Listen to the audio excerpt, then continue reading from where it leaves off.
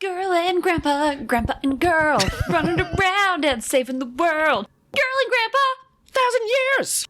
1, 2, 3, 4. Chop, chop, chop. It's cure of the what now? Gather the ingredients. Cure of the what now? Not much time to prep before it's time to start the show. Oh! Guests are arriving. Cure of the what now? Everybody's smiling. Cure of the what now? A tasty party starting. Now it's time to go. Woo! Ooh. Served hot and fresh. Itadakimasu. Hello, fellow whoever you are? What is this? Who am I? Who are you? Well, this is Season 2, Episode 32 of Cure of the What Now? Yum! And it's the one show where we know that hopefully you get your memories back soon.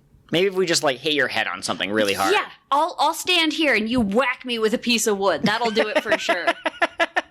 Absolutely. I'm your host, I guess, Joel, and today I'm going to think of something. I'm going to think of something any moment now. And today I have created an artificial transformation device, and I will save the PreCure.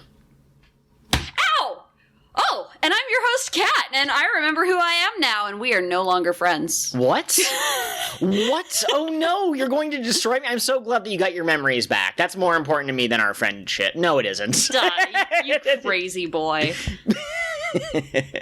Welcome to this episode of the podcast, folks. We are once again recording from inside a hotel room. Yes, so if the sound quality is a little bit different, we do apologize for that. Next weekend, we do not have travel plans and should be able to record on time. Absolutely. Joel very boldly packed the stands for our mics, but then our Aussie Gigi stole them because she thought if we didn't have any mic stands, we couldn't leave her. Yes, so absolutely. We're just holding our mics up, so I don't think it should be a problem. It wasn't a problem during the mic test, but we'll see. Absolutely. On a related note for news and announcements, I've been kind of trying to do a caught when inspired Inktober type of challenge. We don't endorse Inktober here because I guess its original creator is kind of a dick about it, but lots of other people have started their own versions.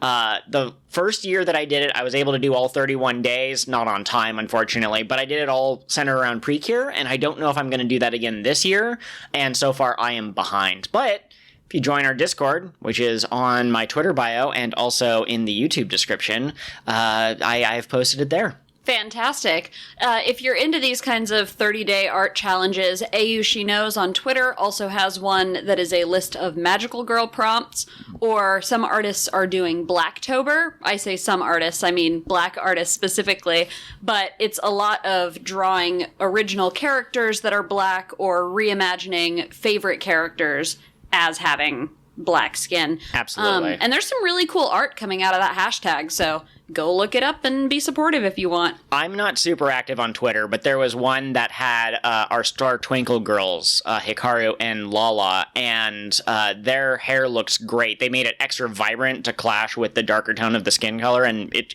looked amazing. It was gorgeous. I will send you the link, Joel, so you can put the link in the description of this episode. Absolutely. Also, October has 31 days, just so you know. Okay. Yeah. Okay. 30 was a rounding. Okay, yeah. It's about 30 days of challenge and then a 31st day of just filling your mouth with all sorts of candy corn. Yeah, exactly. See, I was going to say, in my culture, the 31st of October is a holy day, and you actually don't do any work. The 31st of October is actually the negative 1st of November, just so you know. That's how it works. Negative 1st of November. No wonder it's when the veil is thinnest. What? Oh, yeah, between life and death. Okay, I was like, what veil? Are we getting married again? You need to tell me about these things. One more piece of news that I thought was kind of cool. This comes to us from AU, so we know it's probably a good source.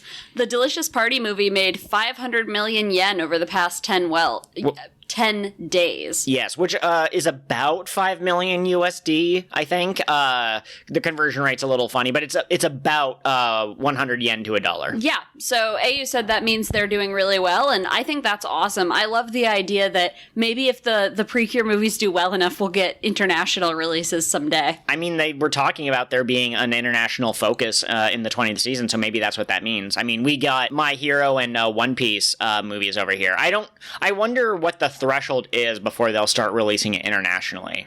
But yeah, one can hope. Absolutely. Now, during the mic test, you mentioned that you had a mic test. Yes. Or wait, during the mic test, you said that you had a lead-in discussion. I knew what you meant. It's all good.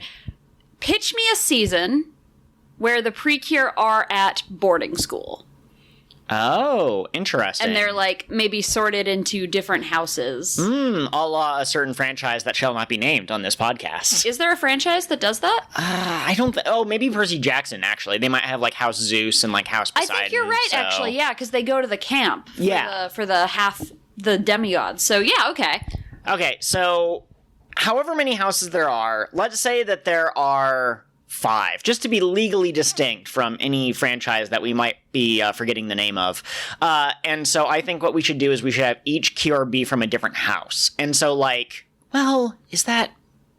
Okay, I think it would be better to have them each come from a different house, and sometimes they compete against each other, and maybe at first they're not, like, the best of friends, but then they realize, like, we don't have to define ourselves by, like, these... the categories or whatever. I was listening to a video about that franchise that I'm cheekily pretending I don't know the name of, and they were saying that it's very isolating to basically be told, like, everyone from this group is bad, and also they only associate with each other, and also if you try to be nice with them, peer pressure will dictate that you're kicked out of your own group, so there's pressure to not, and that's why they turn out bad. No, it must be that it's in their blood. They're all bad by DNA. So I like the idea of there being, like, a togetherness theme, but also our individual strengths are good. You know, so I would like to find a balance in a PreCure season. Absolutely. Very similar to Cure PreCure a la mode. Longest PreCure series title ever. Where it was a celebration of the things that made them unique people. Yes, exactly. It would be kind of like that. Also, that's a really interesting take for your video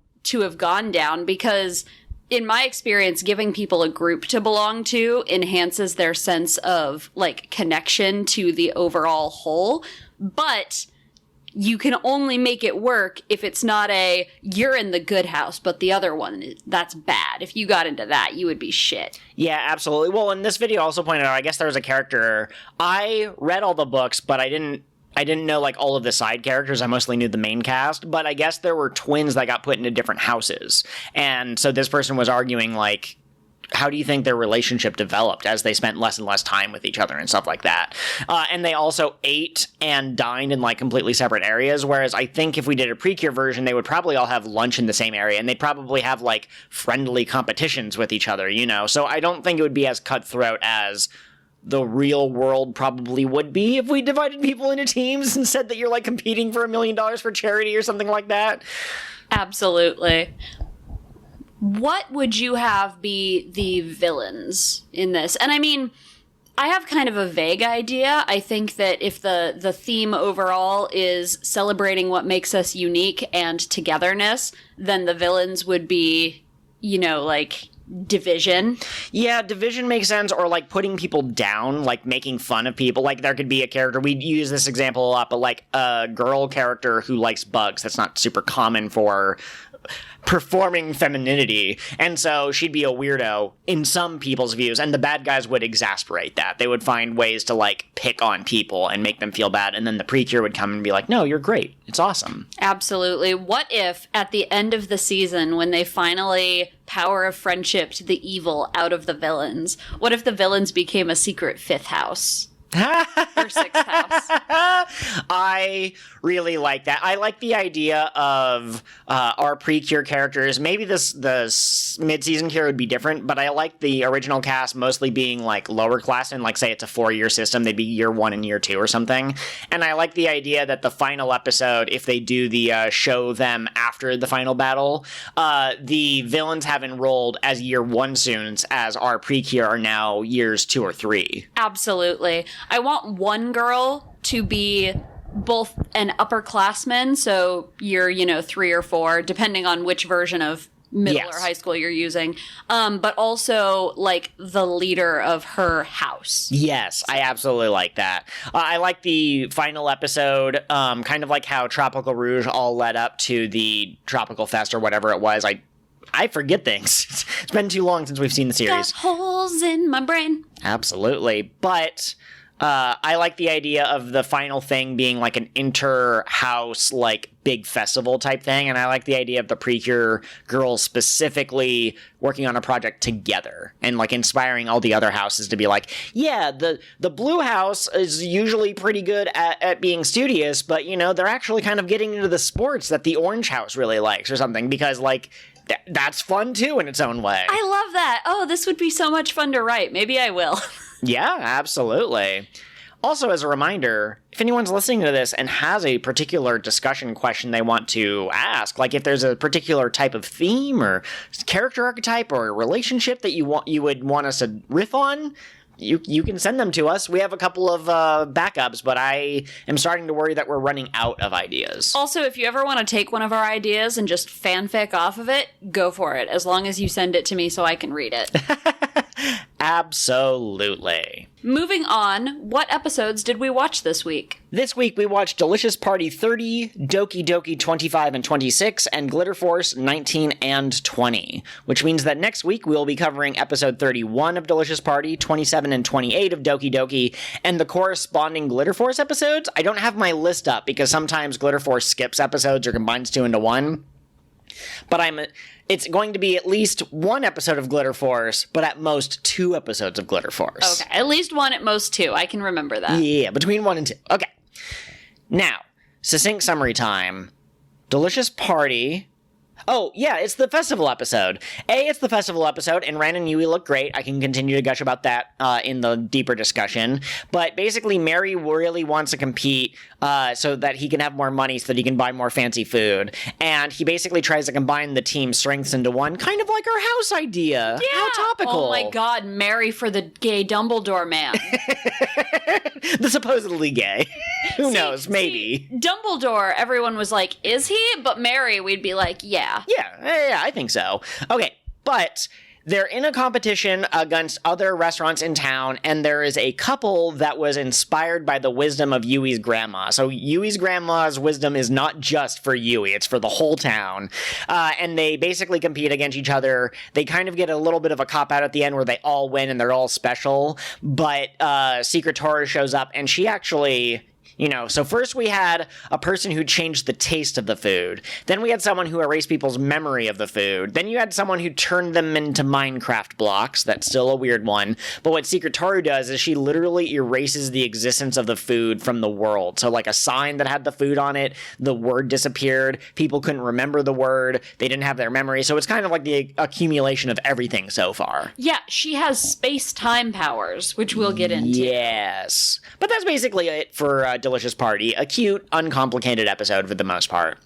In Doki Doki 25, it's Alice's turn on the depression wheel, on the merry-go-round of, oh, am I strong enough? So she worries she's not strong enough. Sebastian decides that he's going to become a PreCure, but maybe also a villain in order to, like, push her to, like, have to fight harder to beat him, maybe? But before he can implement that plan, there's one of those switcheroo situations where he and Marmo have identical suitcases and they get mixed up in an accident. So Marmo gets the artificial transformation device and she becomes Cutie Madam, which is a reference to Cutie Honey, I think, another earlier magical girl. I knew it was a reference, I just couldn't remember the name because I hadn't seen it and I'm not familiar with it. But basically, Marmo pretends to be a good guy, but then Alice is like, hey, you made Sebastian sad, and that gives her the power of friendship to push through and save the day. Okay. And then in the next episode, it's not Kokone, it's Rikka's turn on the self-doubt machine. And on the shipping wheel. Spin the wheel, Joel. It's Ira. Weird. I thought it was like 80% Mana, and then like 10% like she's ace or she's married to her career. And Ira was only put there as a joke. But it landed on him. Ira, did you put your name in the the wheel of shipping? Okay, so Rikka is reminded that she said she wanted to be a doctor, and she goes, did I really want to be a doctor? And I've received some clarification. I think the Glitter Force episode did a bit better than the fan subs with explaining like her wondering if she really wants that or if she just wanted it because that's what her mom does. And while she's contemplating this, Ira is struck by 2 bolts of lightning at the same time. Talk about bad luck. He was screaming at the sky. He deserved it. Okay, yeah, absolutely. He upset the Zeus house. Yeah, Zeus was like, shocked, little man. So, Ira gets struck by lightning and loses his memory. Rikka is like, I need to treat him. And basically, it's a debate about whether they should just kill this child who has no memory of the wrongs that he's done, or should they try to take care of him, given the fact that he'll probably regain his memories and then become a bad person again. And Rikka's like, no, I deeply believe in showing compassion and empathy to this person. Ira gets his memories back. We get a couple of hints that he is thankful for Rikka's kindness, but he's not willing to heel face turn just yet, but he does kind of interfere in a battle with Gura or Gula. We'll get into it in a second. And that's where the episode ends, essentially. Rikka gets her sparkle twin imagination, whatever it's called. They get their fourth vow, and the episode ends. And those have been your Succinct Summaries! Those were fantastic Succinct Summaries. Of the stuff we watched this week, what did you like best? I liked the Rikka episode best. I like both the Doki Doki episodes for different reasons. Okay, so I guess we'll just do them in order then. What did you like about the Alice episode? The Alice episode was great because Sebastian got more character. And it's not like he had no character before, but he was just kind of stock butler. He was just like, yes, madam, I shall do anything for you. But in this episode, he was like surprised. In this episode, he was trying to figure out like what this like facial massage thing was, and Lance helped him out. And he goes, oh, that's quite pleasant. No, we're trying to focus here. So like he had more of a... more sides to his personality, more depth. And I also liked Marmo kind of becoming a PreCure, sort of, but she's still an awful person because she's completely selfish. And, but no, the humor in this episode was pretty good. Absolutely. How did you like the Alice episode? I liked pieces of it. So like you said, the humor was really good. I loved the designs for Cutie Madam and Cure Sebastian. I thought those were fantastic. He looks like Batman. Yeah, no. And it was foreshadowed, sort of, when Lance is like, oh, Sebastian, you're just like Batman. Yes, and... Okay, I'm sorry not to take the mic away from you, but in this episode, we see a bunch of flashbacks of Alice as a baby, like between 3 and 6 years old, and it's always Sebastian taking care of her. And I realized, I thought an earlier episode mentioned Alice's parents being like overseas, but maybe I'm just thinking of one of the other many PreCure parents that are overseas. Maybe Alice's parents really are dead, and maybe she is kind of like a purposeful homage to Batman with the butler and everything else. I love that. And I love how sweet she is. Yes, like, absolutely. She's just this little cinnamon bean who loves her town that she owns most of. Yes. There are no good billionaires, but Alice comes close. So, yeah, I mean, I didn't like the growth moment for this episode, because I don't really feel like Alice's faith was tested and that she came to a new way of thinking about it. Absolutely. Basically, at the beginning of the episode, she's like, I'm not strong enough to protect my friends. Her shield almost broke in battle, so she's like, I need to get tougher. And then Sebastian tries to protect her, and she's like, no, Sebastian, I'll protect you. And then she levels up, and Cure Ace says, you protect and are protected in turn. Congrats, you've leveled up. But, like, she was already doing that. Yeah, I would say that what they were going for is more about her relationship with Sebastian, like, loving him gave her more power, but, like you said, starts the episode trying to protect everyone. That's been her story this whole time.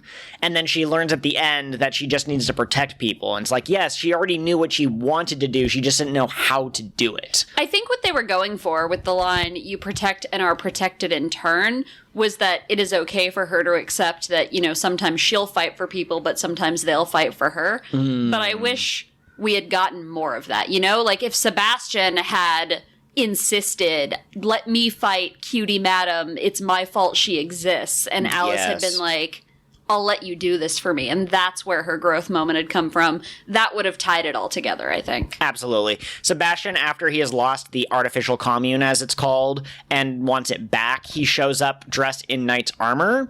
And I just thought to myself, there's a reason we replaced knight's armor, you know. Like, it's heavy, it's cumbersome, you can't move very quickly. Sebastian, just buy a gun. If you're going to do the Batman thing, apparently Alfred has his own spin-off series now where he's like special forces or something. Get a sniper sniper rifle and take her out from afar, you know? But I also found it was interesting. So we've only seen 3 versions of the A shot at this point. But the first time, the purple A shot from Makoto's episode, it just sort of like paralyzed the enemy and there were like crystal stars in the background, I guess. And then they took them out. So I was just thinking, okay, she's going to get a different colored A shot for each of the girls. It's going to incapacitate the enemy, and then they're going to be purified by that girl's attack. And that's kind of true, but with Alice, there were flowers in the background, and instead of Marmo being, like, held by, like, invisible forces to be hit with an attack, she was wrapped in, like, vines. And then in Rikka's episode, not to jump ahead, but the same thing happened. There were, like, blue flowers in the background, and instead of it being, like, vines that tied him in place, it was, like, a water bubble that only allowed his head to be out of the water, and he couldn't move his body, and, like, okay, that's kind of interesting. They're doing slightly different things with their ace shot effects, I guess. And also, Alice's shield gets upgraded, so now it is a Mirror Force from Yu-Gi-Oh! It's a trap card she can play, and it can bounce lasers back at her enemies. Fantastic. Were there any other quotes or moments from this episode that you wanted to shout out? I don't think so. I want to talk about Doki Doki kind of as a whole after we talk about episode 26 specifically. I'm ready to move on. Absolutely. So I'm going to jump the gun here and say I loved this episode. Absolutely. Here's the thing. I'm a sucker for good ships.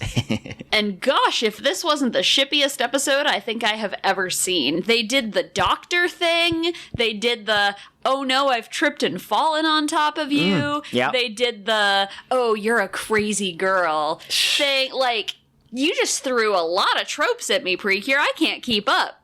So yes. I really liked it. And in a PreCure way, you know, sometimes you have villains who, like, pretend to attack the good guys, but they're actually helping them secretly, and Ira has a moment where he's like, get away, PreCure, and he attacks them, but actually that uses them to get out of the way of Gula's attack, so he was actually helping them. But again, in a PreCure way, it was super obvious, and Rikka even was like, did he just help us? I liked this episode. So I said earlier, I liked both Alice and Rikka episodes for different reasons. Alice had better comedy, but Rikka's episode had more interesting character dynamics, interactions and stuff.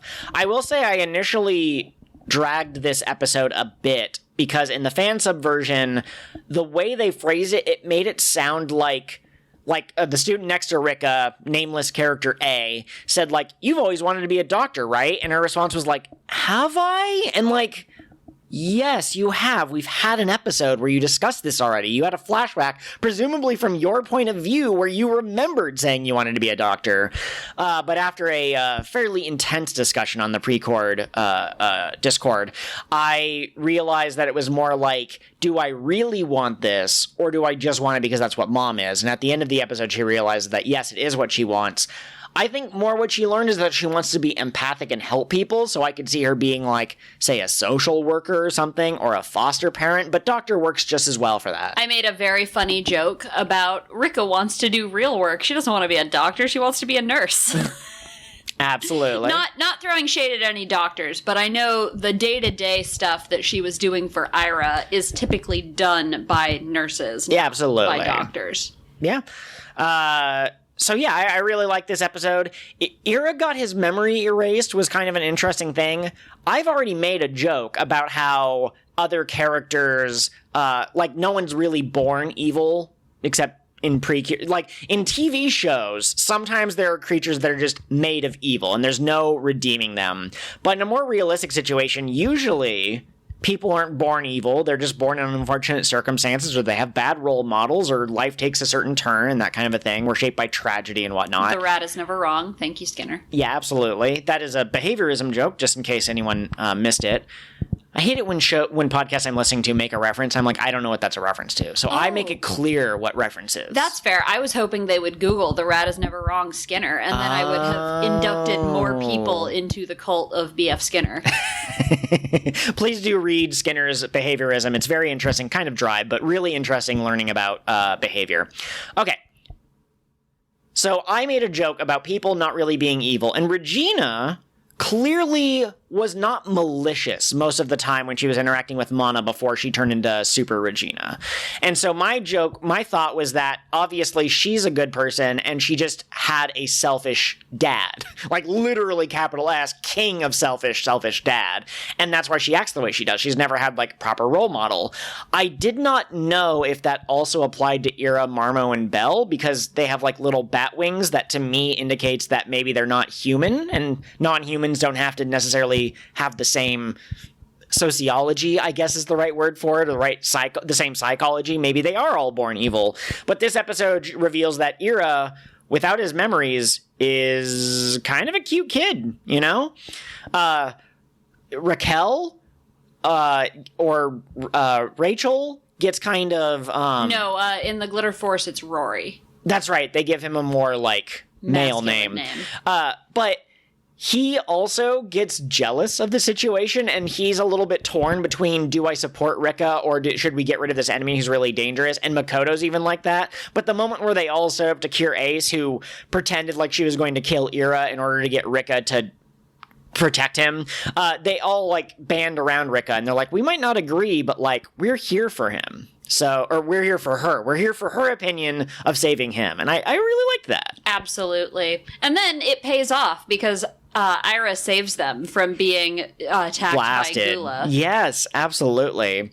He pretends that he's doing it to attack them, but we know what you did there. We know. And the final scene in this episode, I try not to like, the dub is different, therefore it's bad. But the final scene is Ira taking off the Band-Aid on his arm that Rikka had patched up, kind of looking at it, letting it go, it flies away, and he just kind of stares at it while he's like shrouded in shadow because of the sun setting. Good metaphor. That is some powerful imagery. Give me more. But in the Glitter Force version, assuming that children are not smart enough to read subtext, they just go, why did that girl save me? She's so strange. Grumble, grumble. We're gonna be enemies next time. Yes. And it's like, man, you ruined a perfectly good metaphor. Yeah. But no, I do really like this episode. And it also brings up an interesting point, and I don't know if I'm just finding patterns where none exist, but in episode 25, Marmo sort of became a PreCure. She didn't call herself PreCure, she was clearly still selfish, but like, to the public, people thought she was a good person. And then in episode 26, Ira gets his memories erased, and it's legitimate, he doesn't know what's going on, and he's a legitimately good person until he gets his memories back. So now we've had 2 episodes with the original selfish trio, where they... Sort of are good for different reasons. So I'm predicting that in episode 27, Belle will be handcuffed to Mana, and they'll have to work together to escape like some third party's like death trap, and Belle will momentarily become good, and at the end of the episode be like, this doesn't mean I like you or anything, Glitter Force. Girl and grandpa and girl, running around and saving the world. Grandpa doesn't want it because he's real grumpy. You threw me off, I can't do any more words. Oh, I'm sorry. It's okay. You can't interrupt the flow. Well, but I wasn't interrupting. If I didn't make any sounds, you'd be like, Joel, I was expecting you to jump in at any moment. So then when I jumped in... When I'm expecting you to jump in, I'll pause and I'll point at you. Oh. Girl and Grandpa. 1,000 years. So yeah, I think next episode might be a Belle-centric episode in addition to being a Mana-centric episode. Once again... The subtitles do suggest that every vow is the first vow of the PreCure, and I swear to goodness I hear Ace say hitotes, which I'm pretty sure means like first. But in the Glitter Force version, we're on the 4th vow. So I want to talk about Ace really quick because I have a new theory regarding her. So we've talked before about how like maybe Ace is half of Regina. Sure. And A was like, oh, this is so interesting. When you get to this episode, you're going to have to revisit this theory. And so, like, okay, AU, I see what you're doing there. You're giving me some hints.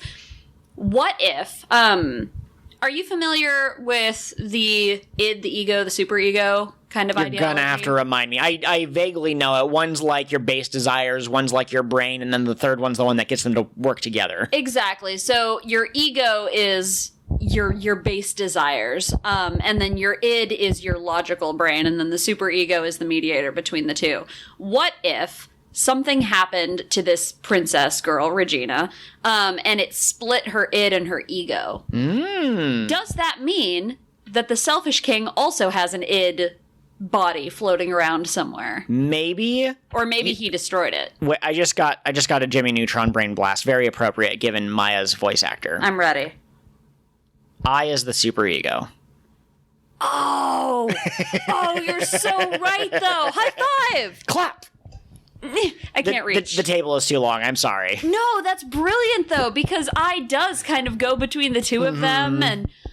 Oh, I love that. Okay, so I'm sold. I think that's definitely what the writers were going for, and I'm curious to see how that affects the Selfish King. Yes. Because I want to know, like, let's say, for sake of argument, there was another plane, and he was the king over this plane, and something happened to split him and Regina the way that we're describing. A, where did his id go?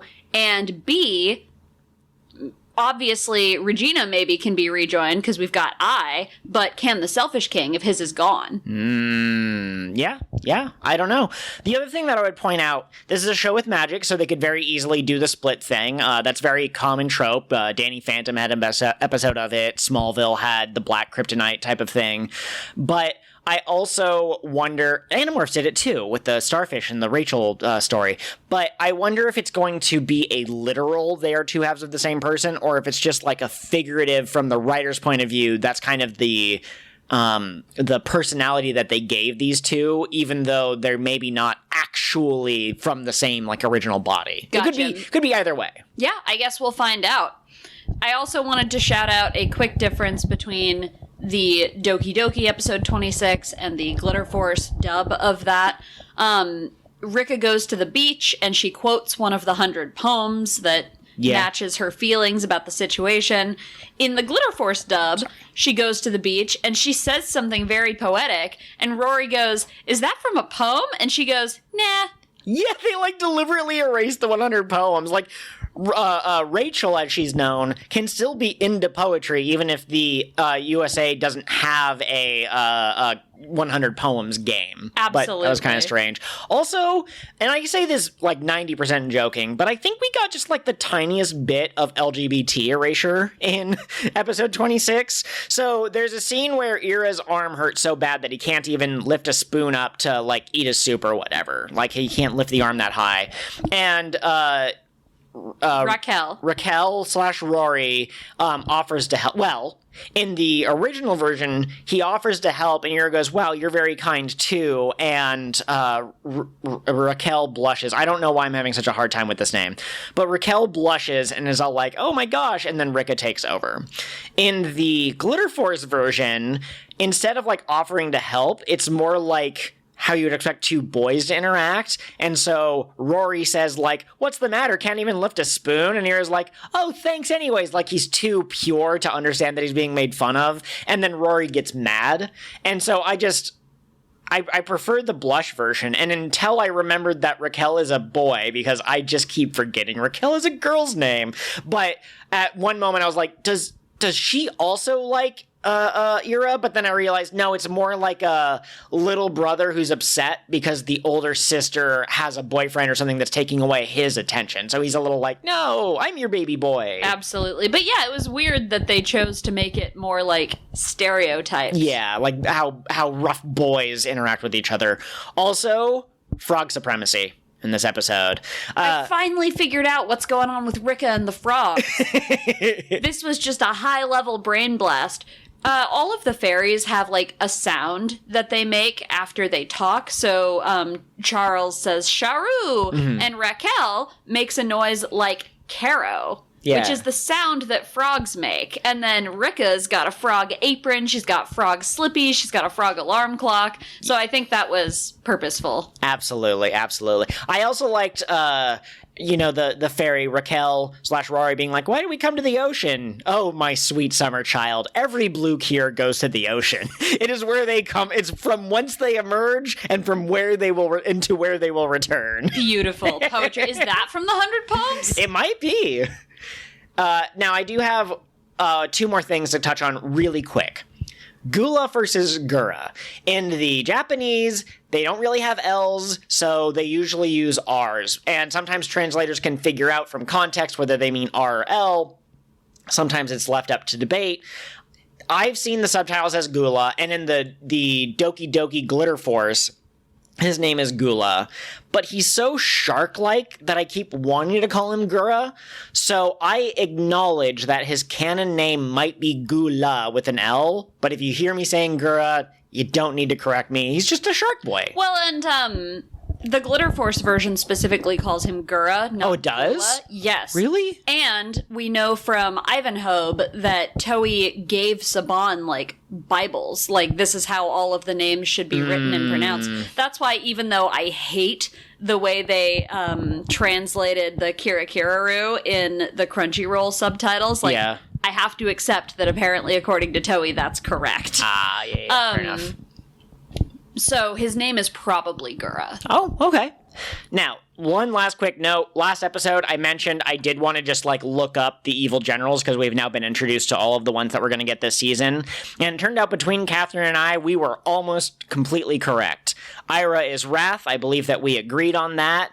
Marmo is Greed, which I don't think either of us called. I believe that you thought she was Sloth, and I thought she was I thought she was Sloth. I meant to say she was Greed, but I think I might have said Pride. I don't remember. Okay. You might have gotten that one right. I definitely got it wrong. I've always read her as Sloth. Belle is Sloth.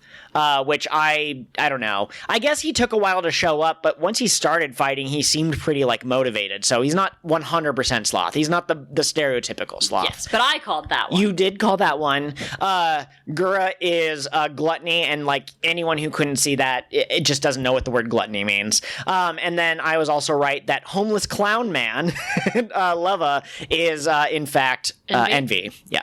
Excellent. So, cool. That means that Lust and Pride were the two that were killed before the season started. Although you did point out that you read somewhere that Regina can represent lust, and in a kid-friendly way, she does sort of lust after Mana. She wants the attention. It's not a sexual thing. Absolutely. Okay. We are now more than halfway through Doki Doki, so I thought that I just wanted to come in and check in really quick, and I wanted to see what everyone's favorite cure was, or which character, I suppose. So, Catherine, why don't you tell us about your favorite cure? Maybe like 2 sentences why. My favorite cure is RIkka, because I feel like she best embodies the spirit of PreCure. She wants to be helpful to other people. She is very kind. And she makes me laugh. Her sass in the Glitter Force is unmatched. Gosh, and she's a bit sassy in the original dub, or in the original sub as well, but the dub takes it an extra step because Americans love snark. I think that the girls this season fit really well into roles. You have, like, the tank Alice, she has the shield and she punches really hard. You have RIkka, who's like the support. You have Mana, who's the leader. And Makoto's kind of like the sniper, the little lone wolf, distant kind of a character. I am tempted to say that I like Ace the best. It might be the fire dynamic. It might be how amazing the dress is. Natalie is super cute, slash augury. She loves sweets, and she's, really into, like, what love is, and she seems to be, like, the wise mentor character. She is a bit harsh, but maybe she has a tragic backstory. Maybe she'll get over that as time goes on. But of the original 4 cures, it's really tough. I know Makoto is my least favorite, personally. I don't think PreCure does edgy characters or, like, characters with tragic backstories super well unless they're full villain, because usually it's like 2 episodes later they're part of the team and they're still kind of grumpy, but they're also, like, it's hard for them to straddle that line. So Makoto's my least favorite. I think Mana is my favorite just because she can do anything. She's superhero. Mana. And in the RIkka episode, it opens with her going, "When I grow up, I'm going to be prime minister and I'm going to make everyone smile." Except in the Glitter Force version where she says, "I'm going to make unhappiness illegal." God dang it, Maya, whatever. Did you frown to the salt mines with you? You will learn to be happy. We will beat you with the comedy stick until you are smiling from ear to ear. So I also reached out to our 2 most common contributors to the podcast, and AU really likes Alice because she's campy Batman, and her backstory is super touching. We haven't gotten to the episode that more fully explores it, but I'd say the episode where she protected Mana and RIkka is a pretty good indication of kind of like what kind of a character she is. So she's pretty good. absolutely.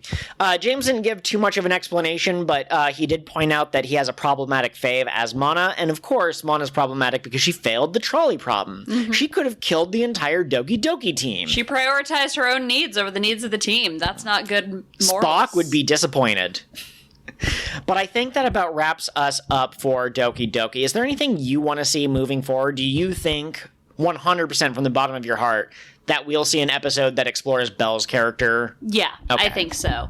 I really want to see that. I would like... It's always difficult when you have late in the game generals to really make them feel like characters, but I would like to see who these new people are a little bit more. Okay. Rather than just having Shark Man and Homeless Clown. Yeah. Or I would like them defeated quickly and for Belle and the others to power up. Or steal all their Ego-G. Ego-G, perfect. What if, this is the crackiest of crack theories, I do not believe that this would happen, but what if Gura and Leva are both defeated and then they're fused into Gurava? And that becomes a new character. I love that. Big homeless clown with sharp teeth. Is very pretty but eats everything. I would love to see Mana reckon with the fact that not everybody will be your friend. Yeah, a little bit more in depth with Regina.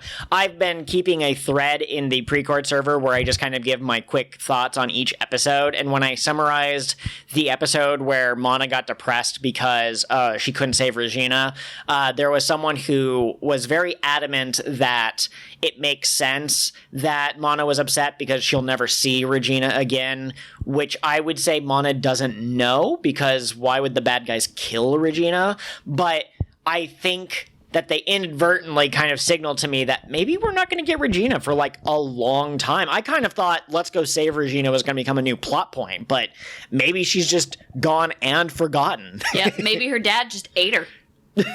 Oh my gosh. Or maybe Gula did. Oh no. I wonder if he can repurpose...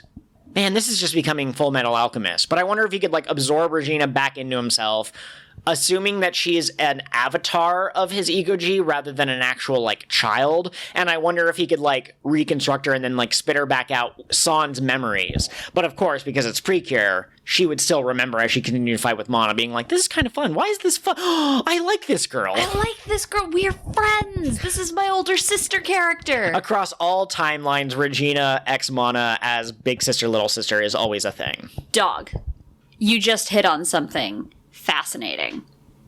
The idea of Regina as an avatar of Ego-G. Maybe Cure Ace is the Selfish King's actual daughter. And she didn't get taken, but he made himself a daughter because he remembered he was supposed to have one.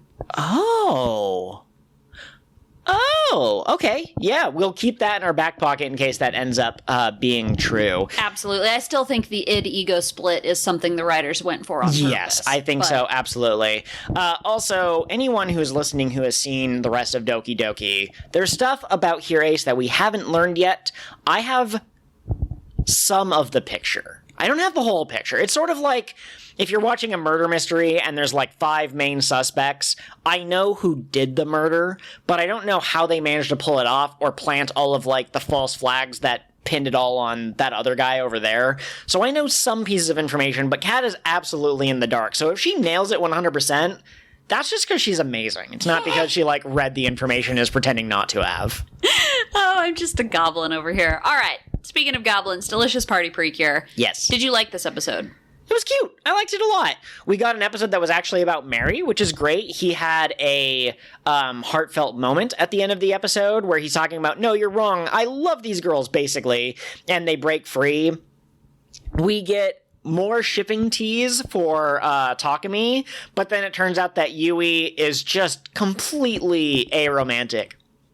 Or maybe asexual. It doesn't... Either way.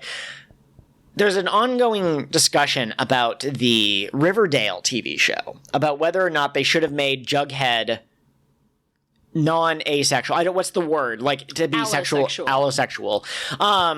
Because in the original, like, comic books, he was basically... comic strips, I guess? But anyways, he just really liked hamburgers. He didn't care about, like, boys, girls, cars, just hamburgers. And then in what? Yeah, mood, right? And then in Riverdale, they give him, he kind of reads more as like a little autistic to me from my perspective. I haven't actually seen the show, but he does get into like relationships and stuff, and there's a discussion about that. And I think that's Yui. I think Yui is just into hamburgers, but all hamburgers. She's like the pansexual of food, but the aromantic of people. Yes, I do headcanon Yui as Arrow Ace 100%. In a way, because this is a show meant for a younger audience, all of the PreCure are asexual. Like, yeah, sure. Their attraction to someone is not something that's ever going to be explored.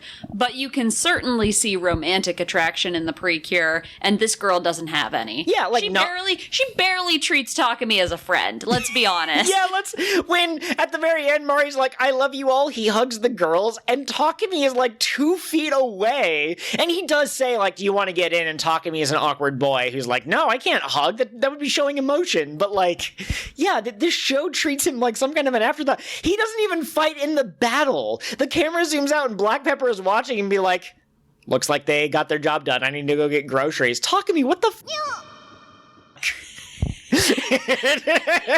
Takumi and Yui look like a couple in this episode. A couple of besties. Absolutely. So, yeah, the plot of feeling bad for my boy continues. But to kind of touch on what you were saying, there's a myth or a legend about this festival where if you eat the same thing while you watch the fireworks, you'll be together forever. And at the end of the episode, the whole gang, including Takumi, is all eating fried noodles. Yes. Well, and then it's brought up so that they can specifically lampshade it, where someone goes, "Wasn't there a legend about eating the same food?" And Takumi's ears kind of broke up. He's like, "Oh, Yui's eating the same food as me. Is there any kind?"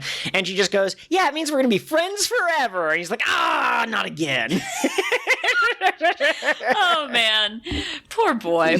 He deserves better than this. I do gotta say, I get that the show's going for a more episodic feel, but I kind of thought, much like how I thought that Save Regina was going to be a plot in Doki Doki, I kind of thought Who is Black Pepper would be more of a plot device. Like, they try to ask him more questions at the end of battles and stuff, and they're probably saving that for the big reveal when it turns out that his father is the evil twin brother of Godats or something like that. But, like, I like serialized dramas better than I like episodic ones, and so I'm kind of wishing that there was a little bit more, but as an episodic drama, it was great. Well, and I thought he would play a bigger role on the team, you know? Like you were saying, half the time he's not even at the fights, and sometimes he shows up to the fights, but he just stands there and watches and then leaves. He's kind of like the Deus Ex Machina. Like, if the character is on the cusp of learning a lesson about friendship or teamwork or being selfless, but they're not there yet, he's there to solve the bad guy just long enough that they can be like, "Oh,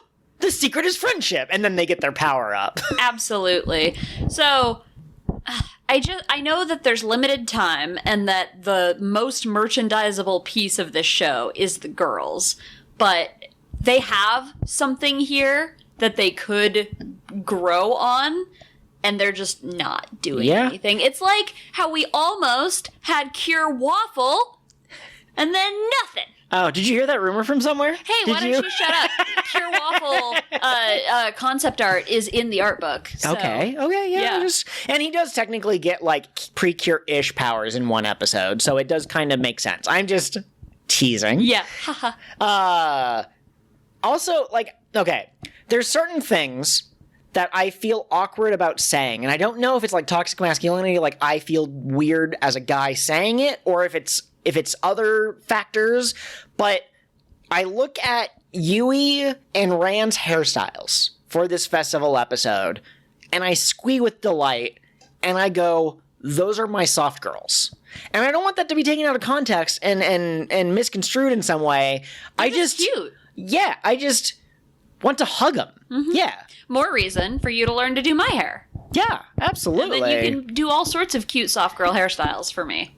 Absolutely. I'm not very good at girl. Like, I can brush my hair and I can put on eyeliner, but I'm not super good at, like, the full face makeup or doing my hair. So I have been trying to talk Joel into learning to do my hair for years so that I can have fancy hairstyles, and it's just not his thing either. I worry that I am a woman I'm speaking as Kat. I am a woman, and I want to do more woman things. So I'm going to ask my husband to learn to do woman things to me. Oh, my hands just don't work that way. Oh, I see. Okay, I have what it's you a might debilitating call illness. stupid fingers. Oh, okay. That's also why you can't learn. Oh, I wish I remembered the name of that instrument. Clarinet? Oh, no, they the learned, holophone, the I fancy think. one. Yeah. That was a Futurama reference, since Joel is afraid of making references people don't get.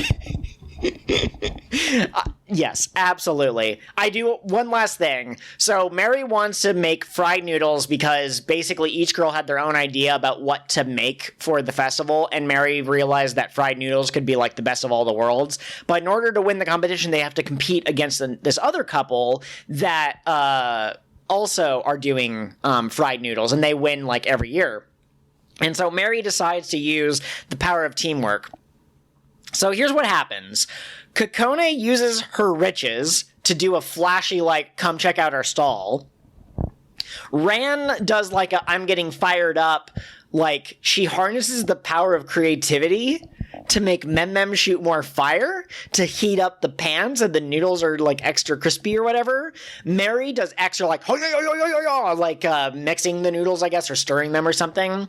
And Amane does a, like, fancy box bento, like, presentation, I guess. And Yui and Kamekame are also there. That's what they contribute to the teamwork. They are present. They're here. Yes, absolutely. The energy fairies get their own outfits. Kame's even transforms when she turns into human form, which is awesome. It looks great. And then the last thing, really quick note, this comes from AU, but it's basically implied in the flashback of the couple being given advice by Grandma that the woman works at a noodle shop that has the family name on it. Let's just say Thompson, right?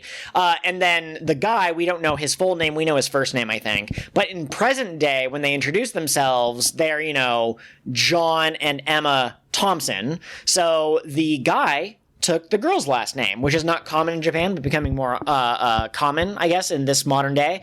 And so that was kind of cool. That's pretty cool. You want to know what's BS, in my opinion? Okay. I don't care if, you want to take your partner's last name, if you don't, if you hyphenate, whatever. But legally, when we were looking at name changes after you and I got married, you have to go through, like, a whole court process if you're a man changing his last name, but if you're a woman, you just have to sign a piece of paper that says, I got married. All right, here it comes. I'm gonna kick you. It's not capitalism, but that's patriarchy, baby. Kick! Ah! I didn't actually kick him. She did. No, I did. She's lying. She's gaslighting. Lie to the listener. You don't even know what gaslighting is. I shouldn't make up stories of physical harm. I was not kicked. But she was doing this thing with her eyes. It was kind of scary. It was an eyeball kick. No, you're right, though. That is patriarchy, baby. Really quick, we talked about how we're halfway through Doki Doki, and we gave some thoughts on that.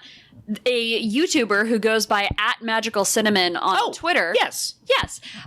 They made a YouTube video, and they tweeted it with Delicious Party PreCure is over halfway, but there are many things still to happen in this season. In this video, I share the things I want to see in the show. Please check it out and share yours too. I have not watched the video yet, but Joel, what do you still want to see happen in this season? I want more Takumi. Yeah. I want more Takumi. I want a little bit more, like...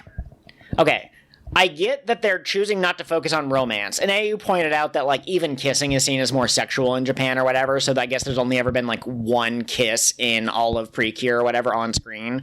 But, like, I don't like the will Takumi get the... Like, I'd prefer that he be trying to build up his courage. Daisuke... throughout Fresh PreCure was trying to figure out, like, how to ask love out, and he eventually got his courage at the end of the season. I'd prefer Takumi actually taking an active role rather than just kind of, like, hoping that maybe today's the day that Yui decides that she likes boys.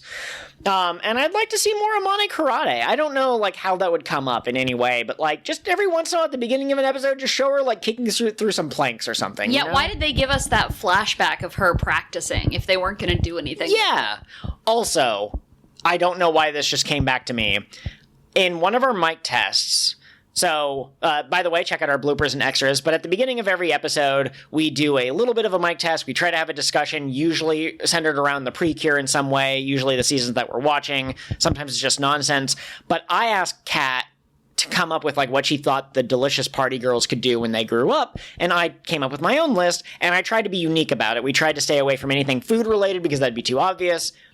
I totally called Hanamachi Productions, which is the logo that Rand put on the commercial for the noodle stall. You did call it. Nicely done, man. It works with her personality. I hope that she goes on to make a bunch of tokusatsu films that are just wild and weird. There's alien pandas and their spirit is within the bento box, and anyone who eats the bento box becomes a magical girl imbued with the power of pandas. Why aren't you writing this down? If Toei steals our idea, it'll be too late. Write it down. Write it down. Copyright it. Oh, man. The more we talk about fried noodles, the more I want to eat yakisoba. And you know that once I start thinking about yakisoba, I'm useless until I have eaten the yakisoba. That is both a Parks and Recs reference, but also One Piece. And true about me. Yeah. Women do be like that, though, and that's patriarchy, baby. I'm gonna kick your ass. Hey. If you donate 10 cents to my Patreon, I will kick Joel's ass in your honor. Every extra 10 cents is an extra kick. Oh, I see how it is. Better start training for my long-distance running some more. Oh, updated visuals in the opening, by the way. The scene where it's usually the bad guys in the base with Godats behind them. It is now just Secretoru, front and center, Secretoru. You see Spiritoru kind of like behind her, but has like I thought it was kind of a worried expression, might just be a blank expression.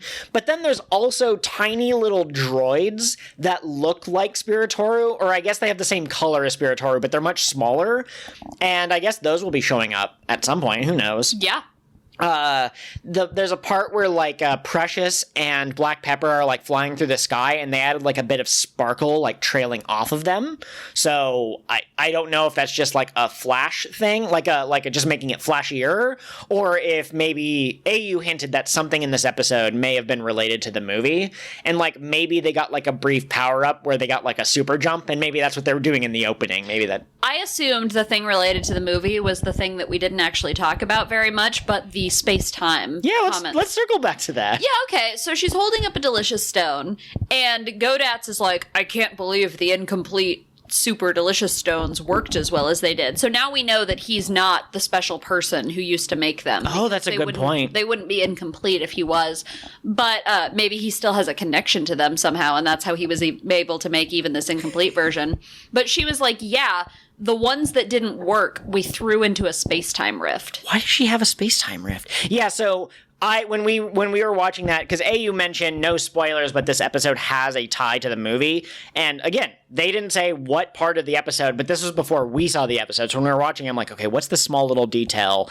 So my thought was either it's going to be related to the lucky cats, I can't remember what they're called, that are spread around in the town that apparently Yui's grandma, kind of started. Or, yeah, there's like, maybe the bad guy got the power of these incomplete delicious stones, and that's how they became a bad guy that the delicious party girls needed to stand up and stop. But I feel like that's too weird of a throwaway line to not be relevant in some way. So I assume it's tied to the movie, but maybe at the end of the season, there'll be a point where it seems like Mary's powers have been taken away and they can't transform, but then they'll happen upon like the waste dump where all of the incomplete delicious stones were left, and they'll use that to like temporarily get their powers back. That'd be kind of a cool way of setting something up. Yeah, absolutely. All right. Anything else that you want to talk about at the halfway point of Delicious Party?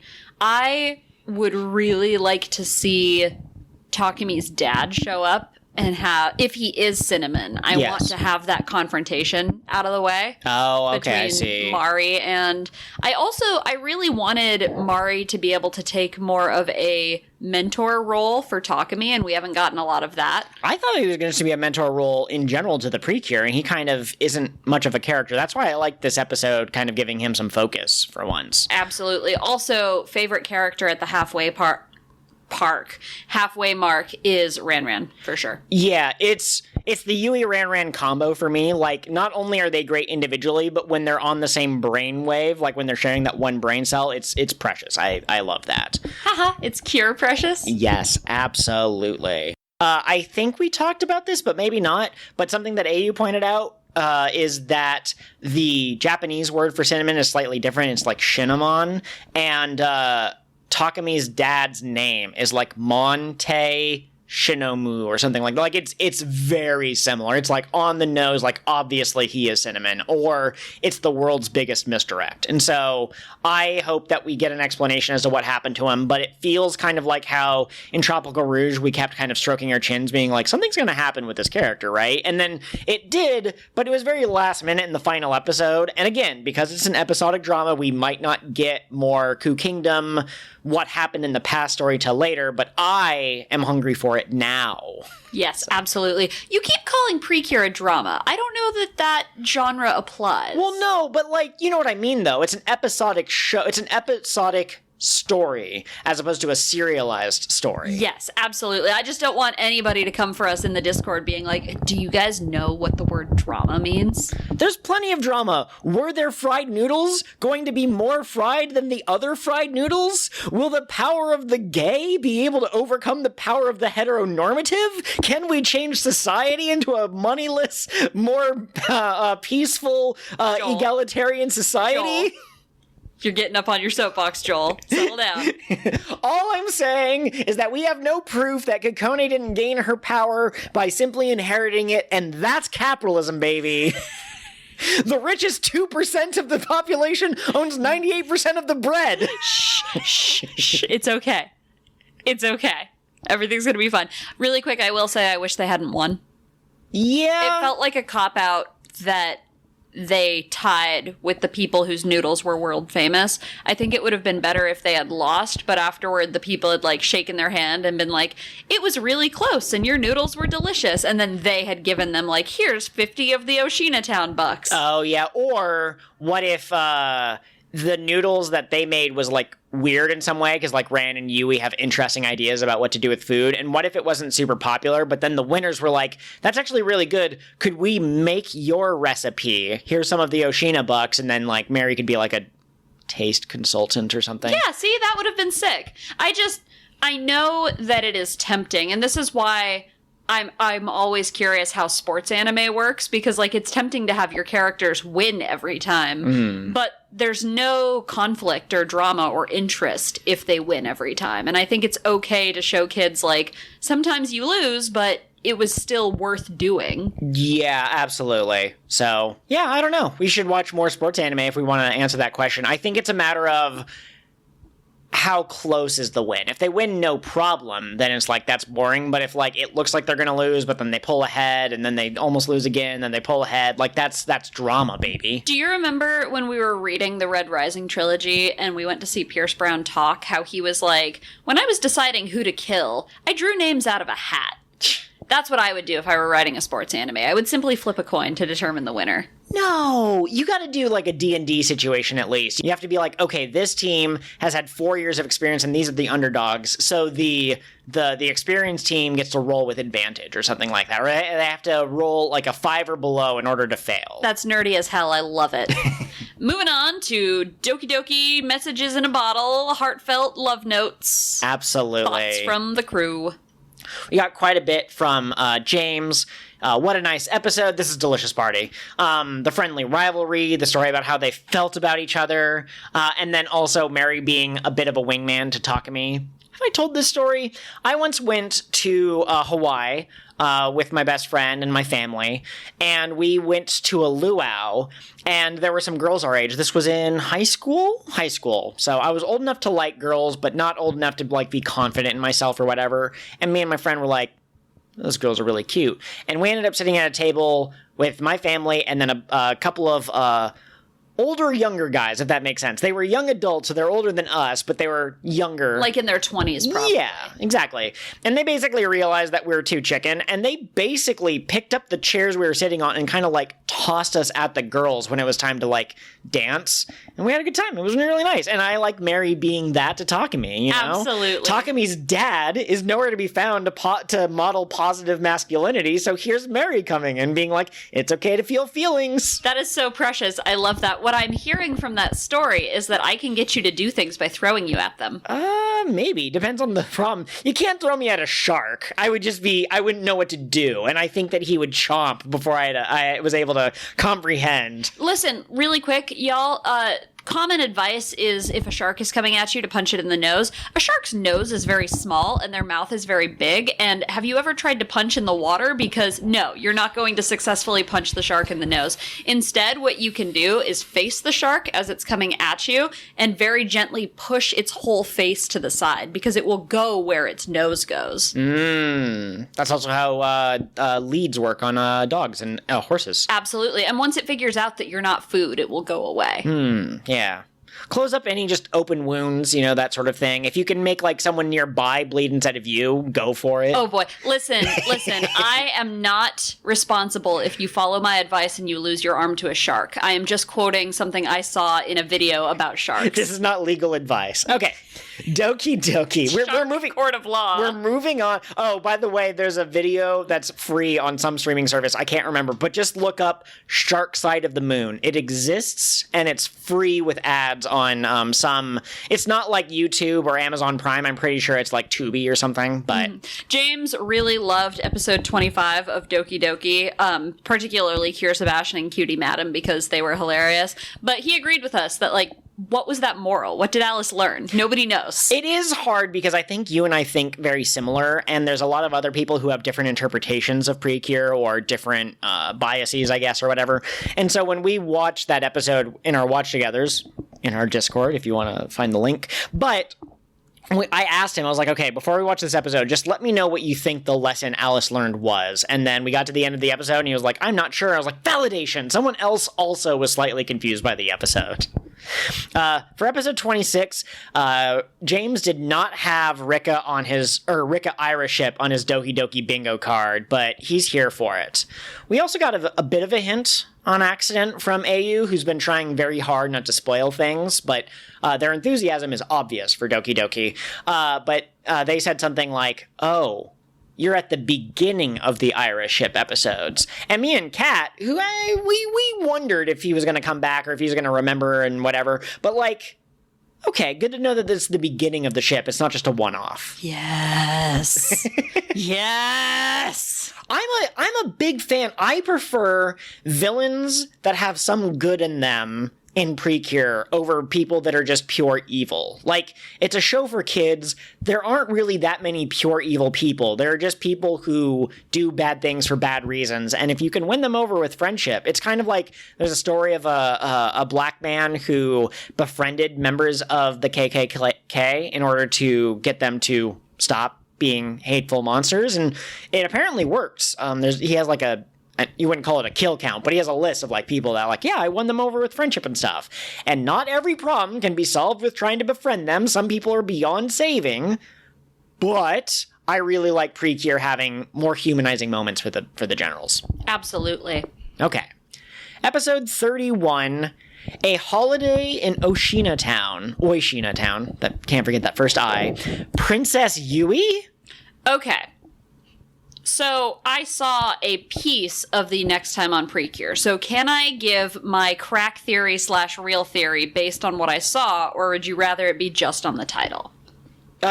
You can give your theory, but really quick. If your theory is that somehow, through some magical means, Yui's id and ego were split into two, and Princess Yui is the ego coming back into town, I'm here for it, baby. Okay, sure.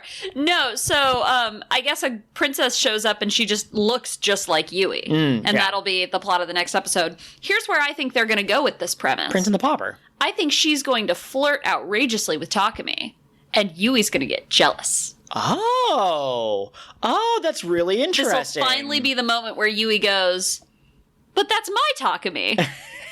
That's my Takumi that I barely talk to and barely acknowledge, but I want to help him with my homework every once in a while. It's my Takumi and I want it now.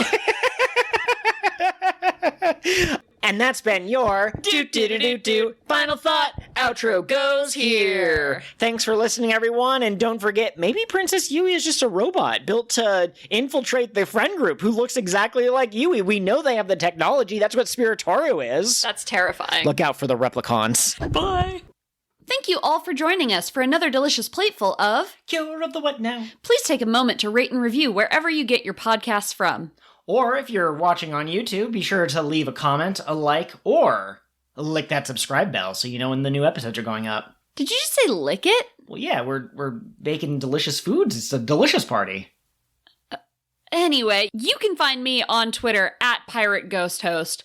Please don't lick me. Can you even lick a ghost? I'm on Twitter at Kotwin_pod. KOTWN_pod. Absolutely. And as always, the Discord link is in the Twitter bio and also in the YouTube description. Come join us for weekly discussions, streams, and all of the PreCure your heart can handle. Thanks for listening, everyone. Yum. Or no, I'm full.